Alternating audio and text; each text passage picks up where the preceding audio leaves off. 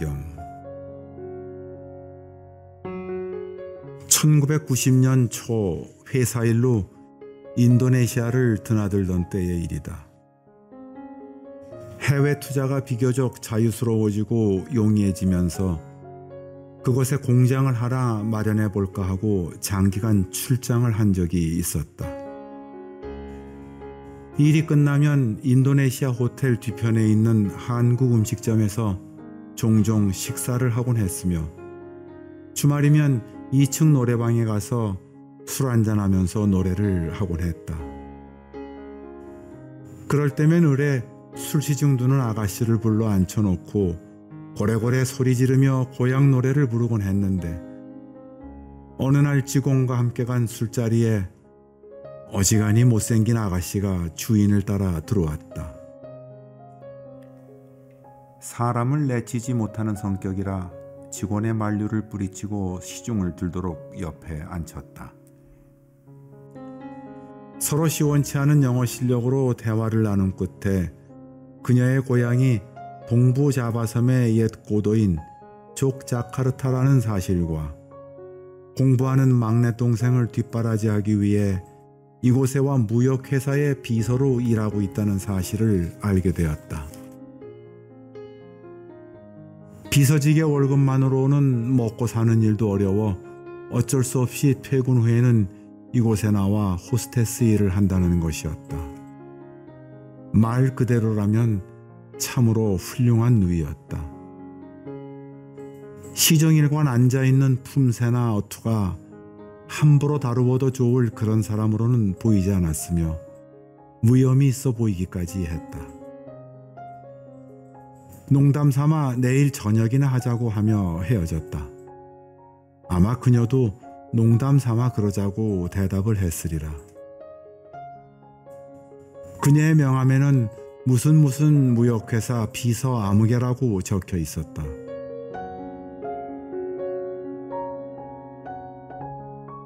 공연한 짓을 한 것이 아닌가 하는 생각도 들었지만 따분한 휴일 객지에서 여인네와 식사를 하는 것도 추억이 될 듯 싶어 기왕에 한 약속이니 속는 셈 치고 약속 장소에 나가 기다렸다. 약속 시간이 지났지만 그녀는 나타나지를 않았다. 당연한 일이라고 생각을 하고 일어서서 나가려 하는데 마침 옆을 지나가던 여인이 나지막이 내 이름을 불렀다. 단정하게 빗은 검은 머리에 검은 바지, 비싸 보이지는 않지만 잘 간수된 블라우스에 검은 뿔테 안경을 쓴 여인이었다. 어두침침한 불빛 밑에서 맨 얼굴로 다소곳이 앉아있던 여자가 이 사람이라고는 상상할 수가 없을 정도로 외양이 변해 있었으니 그냥 지나칠 수밖에 없는 것은 당연했다.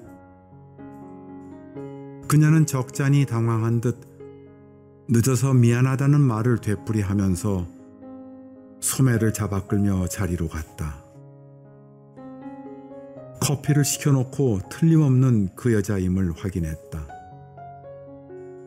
다소곳한 모습, 조용조용한 말씨, 단정한 옷 내무새, 게다가 검은 뿔테 안경이 너무나 잘 어울렸다. 술집에서는 안경을 못 쓰게 한다는 것이었다. 우리는 그녀의 동생이 일한다는 패스트푸드점에 가서 햄버거를 먹었다. 웃으며 분주하게 왔다 갔다 하는 그녀의 여동생의 모습도 막 자란 집안의 사람들은 아닌 듯 싶었다. 며칠 후 그녀의 집을 방문했다. 집이라 부르기조차 어려운 판자촌 3방이었지만 방 2를 얻어 남동생과 여동생 그리고 그녀 셋이 살고 있었다. 방은 주위의 환경과는 다르게 잘 정돈되어 있었으며 작은 오디오와 책 그리고 간단한 살림살이가 전부였다. 굳이 말겠다는 것을 고집을 피워갔으나 이번에는 굳이 들어가 앉으라는 그녀의 간청을 막무가내로 거절하며 되돌아 나왔다. 들어가 앉기조차 민망스러울 정도였다. 우리는 그 후에도 가끔 만나 대통령궁 근처나 안쫄 해변의 바닷가 등을 거닐곤 했다. 귀국을 하게 되자 아이들에게 줄 인도네시아 동요 테이프와 아내에게 줄 바틱 식탁보를 들고 공항에 배웅을 나왔다. 예의 검은 뿔테 안경을 쓰고 날이 선 검은 바지에 얌전한 블라우스 차림이었다. 서울에서 서류를 정리해 다시 올 것을 기약하고 헤어졌다.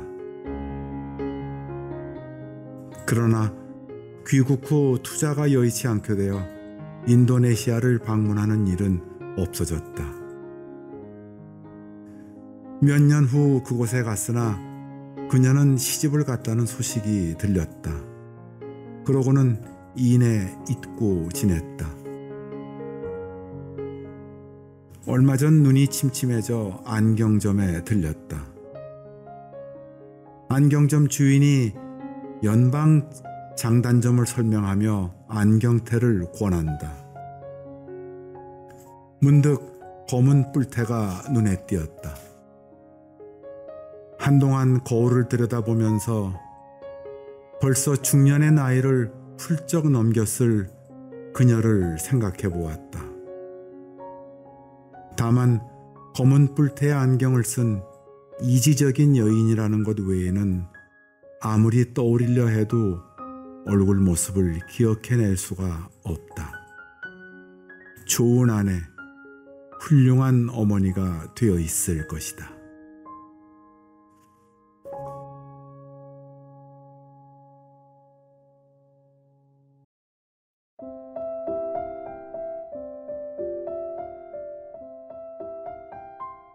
인형. 사람이 든 자리는 없어도 난 자리는 있다고 하더니 아이들이 한꺼번에 재공부하는 나라로 모두 떠나버리고 나니 허전하기가 이만저만이 아니다. 애들이 머물던 방에 들어가 보기도 하고 서성여 보기도 하지만 정막뿐이다. 며칠 전 딸애가 쓰던 방에 들어가 이것저것 뒤적거리던 끝에 손때가 묻어 꾀조재한 인형 몇 개를 발견했다. 딸의 나이를 보아 최근에 샀을 리는 없고 중학교나 고등학교 저학년 무렵 샀을 법한 것들이니 아마도 7, 8년은 좋게 되었으리라. 그러니 그 꾀조재함이란 뗏물이 줄줄 흐르는 겨울난 거지의 무명 옷깃과 다르지 않았다. 꾀꾀한 냄새가 나는 것 같기도 하여 내버릴 요량으로 쓰레기 봉투에 담아가지고 나왔다. 쓰레기통에 넣으려는 순간 잘 빨아서 어린 조카들에게 준다면 곧잘 가지고 놀지 않을까 하는 생각이 불현듯 들었다. 세제를 풀어 대충 꾹꾹 눌러 뗏물을 뺀 다음 건조대 위에 올려놓았다.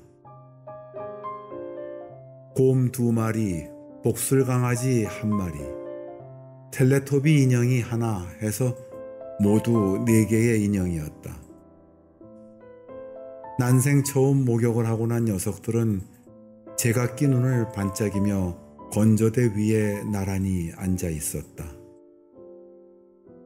생명이 없는 인형이라고는 하나 물에서 건져낸 꼬락서니가 우습기도 하고 딱해 보이기도 하였다.